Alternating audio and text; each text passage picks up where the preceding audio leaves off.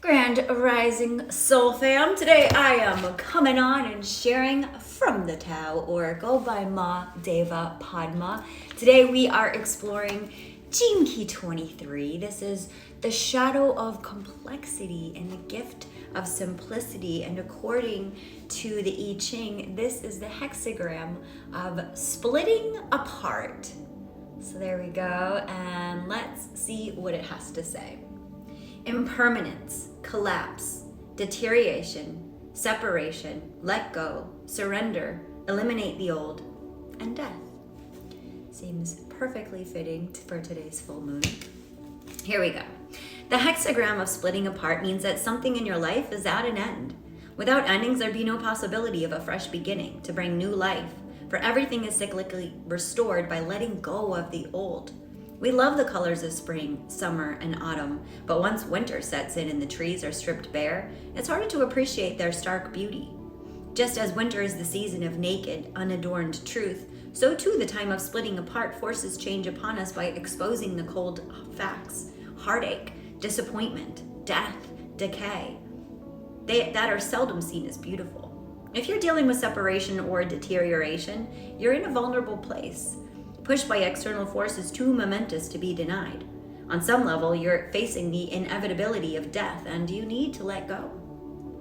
Instead of seeing things that are naturally in opposition, such as light and dark, as simply two sides of one coin, we tend to place positive and negative values on them. Hence, we see sadness as a threat to happiness, death as the defeat of life, and so on. The dualistic mind keeps us caught in a mental game of ping pong, fearful and at cross purposes with nature, in denial of wholeness and continuity, and of the restorative cycle of death and rebirth that's the rhythmic heartbeat of life. Our bodies are in a constant cycle of death and regeneration at the cellular level, yet when we face this process in our daily lives, it can seem excruciating. Nature, in her dispassionate wisdom, does whatever is needed to continue her ongoing rhythm. Yet, if it were up to us, we would cling to everything and everyone we ever loved forever. Even though we learn that holding on is a source of pain, we desperately resist letting go. When the due date of on a product is passed, we don't hesitate to toss it out. But if it's a relationship, our health, or a job that's the issue, we experience shock, rage, or fearfulness at being caught naked and vulnerable or lacking.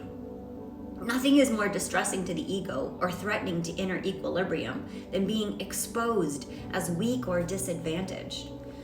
Under the circumstances, the only choice is to let nature run its course. Put all your energy towards facilitating the process. Be very firm with yourself, avoid self-pity, and get ready to move on. Whatever's being put to rest now needs to be. Although some things are deteriorating, you need not collapse with them. Instead, appreciate the transformative power of this time. Let go so that you may be restored, is the dynamic of splitting apart. Withdraw now from any thoughts, situations, or people that are obstructing the process of letting go, and surrender to it. If the time for splitting apart has arrived, it's unavoidable. By accepting and working with it, we naturally grow in maturity. As you recognize and integrate the fundamental reality of death and decay in your life, the spectrum becomes whole, and you become wiser. This experience, however painful it may be right now, is an invitation to respect all of life's colors, not just your favorites. When impermanence is accepted as an integral part of living, you are in tune with the Tao. Here are the changes. Bottom line. It's unclear who or what is undermining your efforts now, but you must be very careful as you proceed. Once the negative influence is exposed, you can deal with it in the light of day. In the meantime, keep your cards close to your chest, your eyes wide open, and your lips sealed.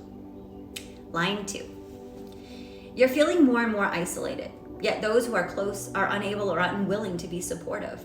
Don't act out of fear or neediness. It's far wiser to adjust to loneliness than to surround yourself with inferior choices. Refrain from doubting or negative thinking. Stay neutral and suspend inner judgments, as they simply add more weight to an already cumbersome situation. Line 3. Breakdowns are an opportunity for you to learn how to deal with restoring, repairing, and even improving what's falling apart. You're learning a whole new level of self-sufficiency, and you'll be able to draw on this knowledge long after the present situation is over. Line 4. When the curtain comes down, the show is over. There's nothing to be done now but accept the finality of this time. Excuse me. Line 5. Woo. The tide is turning and resolution appears possible. Stay alert and open-minded. A neutral approach will require patience, but is likely to be successful. And top line, line 6. For everything, there is a season.